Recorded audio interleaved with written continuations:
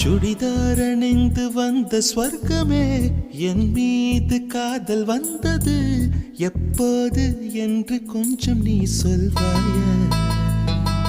நீ சொல்வாயா நீ சொல்வாயா